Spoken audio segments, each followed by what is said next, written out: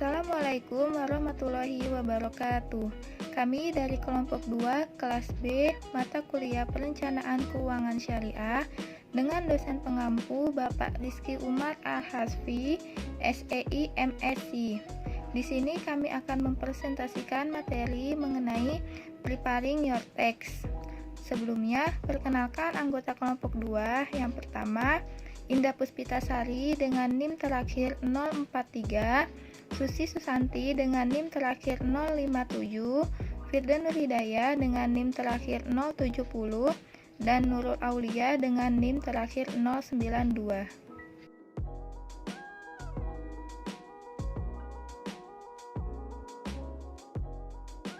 Subbab yang pertama yaitu prinsip pajak penghasilan federal. Pajak adalah iuran yang dibayar untuk keanggotaan dalam suatu masyarakat. Pajak adalah biaya hidup di negara ini. Tujuan utama perencanaan pajak yaitu sederhana, untuk memaksimalkan jumlah uang yang dapat kita simpan secara legal dengan meminimalkan jumlah pajak yang kita bayar. Sebagian besar pajak bergantung terhadap status pengarsipan seseorang yang didasarkan pada status perkawinan dan situasi keluarga pada terakhir tahun pajak, biasanya pada tanggal 31 Desember. Berikut ada 5 kategori status pengarsipan yang berbeda.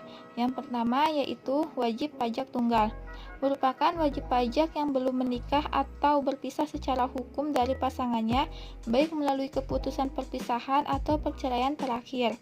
Yang kedua yaitu menikah mengajukan bersama, merupakan pasangan menikah yang menggabungkan pendapatan mereka dan dipotong dengan yang diperbolehkan dan mengajukan satu pengembalian pajak.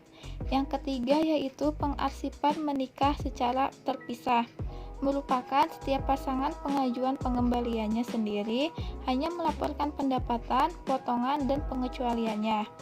Yang keempat yaitu kepala rumah tangga, merupakan seorang wajib pajak yang belum menikah atau dianggap belum menikah dan membayar lebih dari setengah biaya pemeliharaan rumah untuk dirinya sendiri dan anak atau kerabat yang menjadi tanggungan yang memenuhi syarat. Dan yang kelima yaitu janda atau duda yang memenuhi syarat dengan anak tangguhan, merupakan seorang wajib pajak yang pasangannya meninggal dalam 2 tahun pajak dan yang menghidupi anak tangguhan, dapat menggunakan tarif pajak pengembalian bersama dan memenuhi syarat untuk pengurangan standar tertinggi.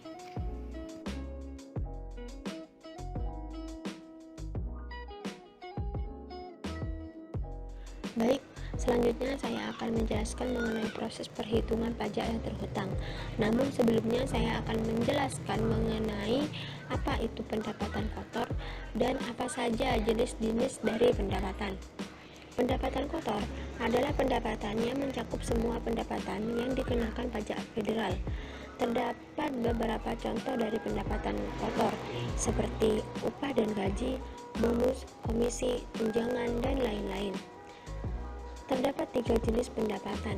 Yang pertama yaitu pendapatan aktif, yang kedua yaitu pendapatan portofolio, dan yang ketiga yaitu pendapatan pasif.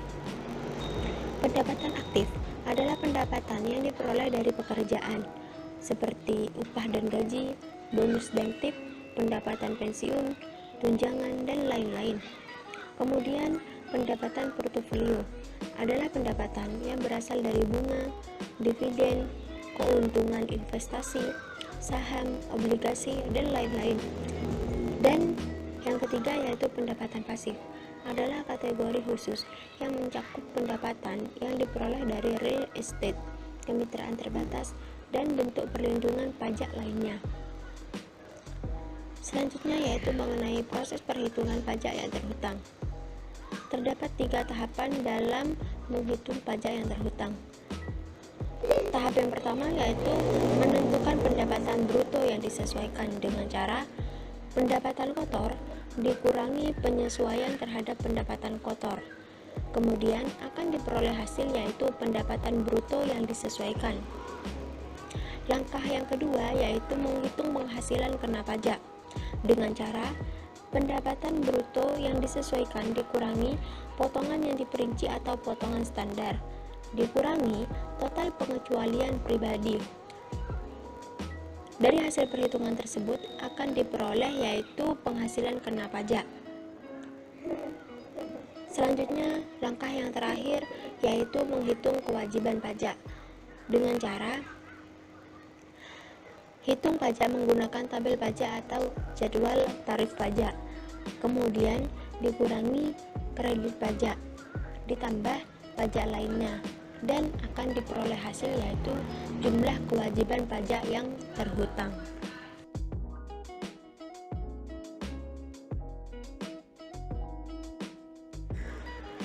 Selanjutnya saya akan menjelaskan mengenai menghitung dan mengajukan pajak.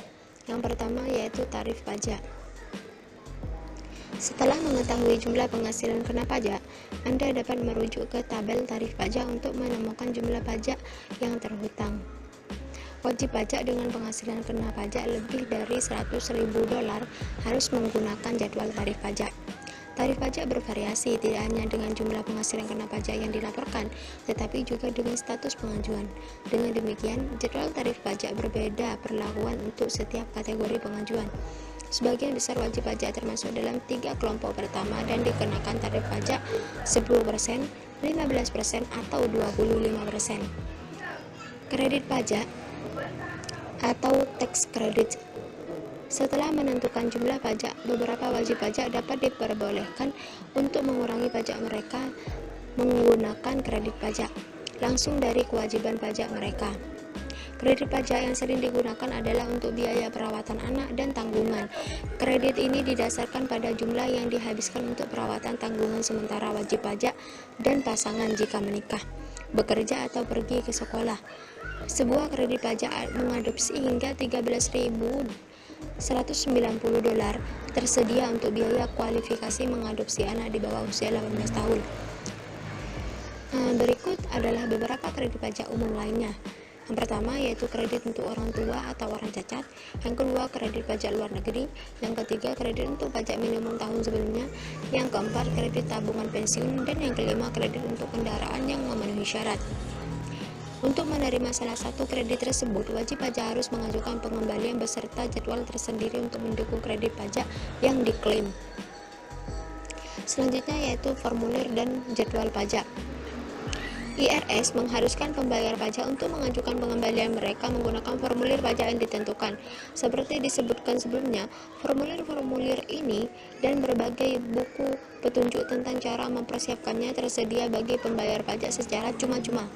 Umumnya, semua orang yang mengajukan pengembalian pajak pada tahun sebelumnya secara otomatis dikirimi buklet yang berisi formulir pajak dan instruksi untuk menyiapkan pengembalian untuk tahun berjalan. Di dalam buklet terdapat formulir yang dapat digunakan untuk memperoleh formulir pajak tambahan untuk mengajukan berbagai pengembalian dan informasi terkait pajak. Formulir dan instruksi pajak dapat diunduh dari http://www.irs.gov.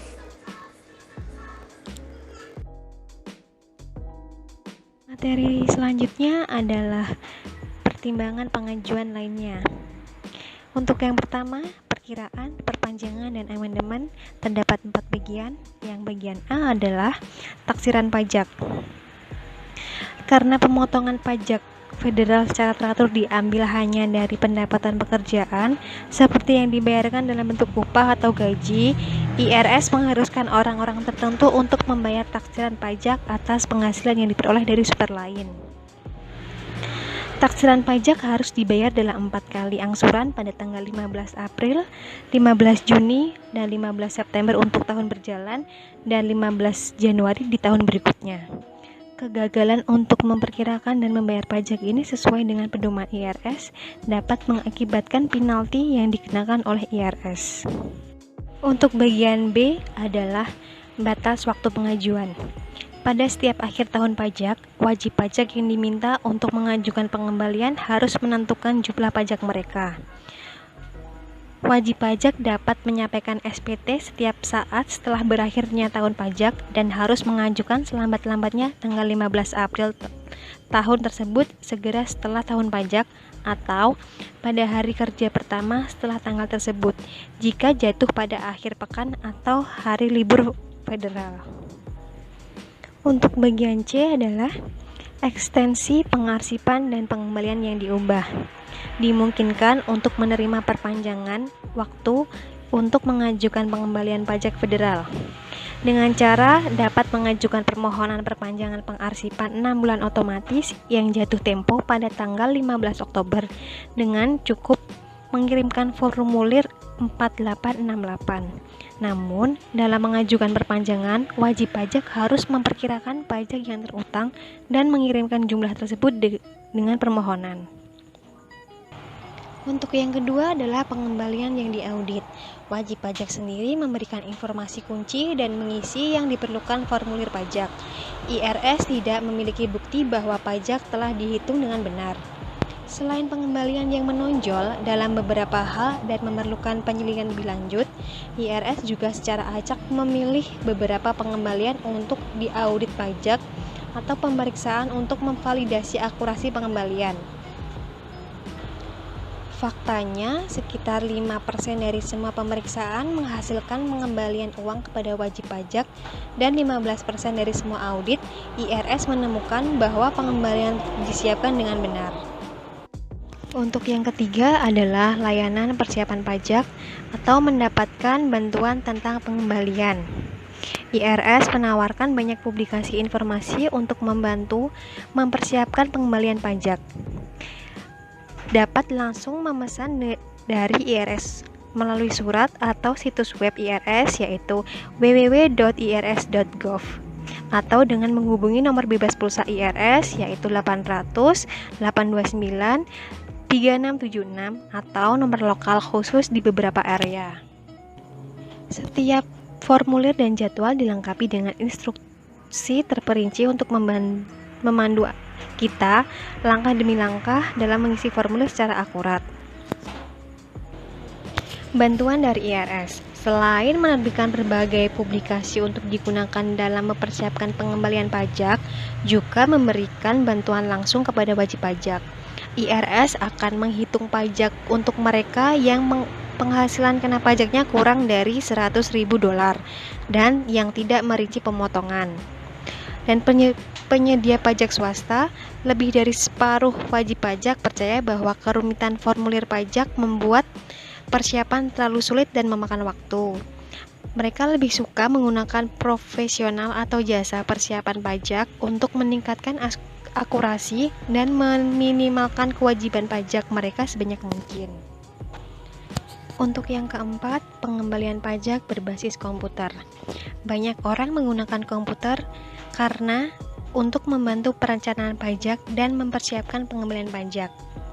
Beberapa paket perangkat lunak pajak yang baik akan menghemat waktu pada saat mengisi formulir dan jadwal yang terkait dengan pengajuan pengembalian pajak. Program tersebut seringkali mengidentifikasi peluang penghematan pajak yang mungkin dilewatkan. Namun, program komputer ini bukan untuk semua orang. Ada dua jenis perangkat lunak umum, yaitu yang pertama perencanaan pajak dan persiapan pajak. Berikutnya yaitu perencanaan pajak yang efektif. Perencanaan pajak adalah unsur utama dari keseluruhan perencanaan keuangan pribadi. Tujuan utama perencanaan pajak adalah untuk memaksimalkan total pendapatan setelah pajak dengan mengurangi, menggeser, dan menangguhkan pajak ke tingkat yang serendah mungkin secara hukum. Perencanaan pajak melibatkan penggunaan berbagai investasi, program pensiun, dan prosedur distribusi real untuk mengurangi pajak. Misalnya dengan menggunakan teknik yang menghasilkan pengurangan pajak atau kredit, atau yang menerima perlakuan pajak preferensial seperti investasi yang menghasilkan depresiasi seperti real estate, atau yang menghasilkan pendapatan bebas pajak seperti obligasi daerah. Menggeser pajak dengan menggunakan hadiah atau perwalian untuk mentransfer sebagian penghasilan kepada anggota keluarga lain yang berada dalam kurun pajak yang lebih rendah. Menunda pajak adalah mengurangi atau menghilangkan pajak hari ini dengan menundanya untuk beberapa waktu di masa yang akan datang. Beberapa strategi pajak yang populer adalah sebagai berikut. Yang pertama, memaksimalkan pengurangan. Yang kedua, pergeseran pendapatan.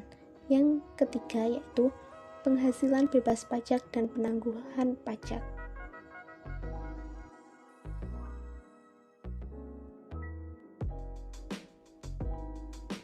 Sekian presentasi dari kelompok 2. Terima kasih atas perhatiannya. Apabila ada kurang lebihnya, kami mohon maaf. Wassalamualaikum warahmatullahi wabarakatuh.